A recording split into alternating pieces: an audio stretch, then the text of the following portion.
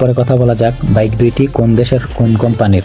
Hero extreme 125R এই বাইকটি হলো একটি ইন্ডিয়ান বাইক, আর সুজুকি জিক্সার মনোটন এই বাইকটি হলো একটি Japanese bike. Hero extreme 125R এর যত অ্যাসেম্বল আছে সব কিছুই কিন্তু ইন্ডিয়াতেই করা হয়, আর জিক্সার মনোটন এই বাইকটির অ্যাসেম্বল করা হয় বাংলাদেশে। এরপরে কথা বলা যাক বাইক দুইটির মূল ইম্পর্টেন্ট পার্টস ইঞ্জিন নিয়ে। হিরো এক্সট্রিম 125R এই বাইকটিতে ব্যবহার করা হয়েছে 125 সিসির একটি ইঞ্জিন, যাতে রয়েছে air cooling single cylinder 4 stroke. আর তার বিপরীতে জিক্সার মনোটন এই বাইকটিতে ব্যবহার করা হয়েছে 150 সিসির একটি ইঞ্জিন, যাতে রয়েছে air cooling system 4 stroke single cylinder. Bike দুইটির মধ্যে হিরো এক্সট্রিম 125R এই বাইকটি থেকে আপনারা ম্যাক্সিমাম পাওয়ার পাবেন 11.4 bhp 8250 rpm এবং ম্যাক্সিমাম টর্ক পাবেন 10.5 নিউটন মিটার 6000 rpm।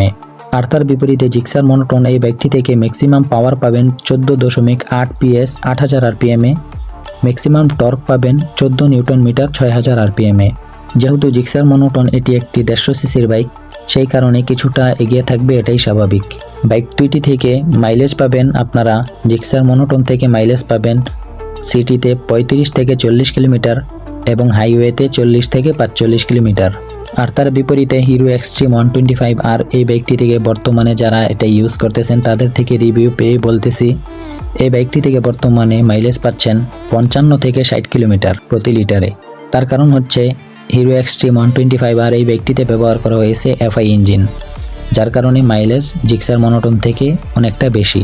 এরপরে কথা বলা যাক বাইক দুইটি থেকে টপ স্পিড কত পাবেন। হিরো এক্সট্রিম 125R এই বাইকটি থেকে টপ স্পিড পাবেন 100 কিলোমিটার প্রতি ঘন্টায়, তবে কিছু কিছু ভিডিওতে আমি দেখেছি 110 এবং 120 পর্যন্ত উঠে যায়।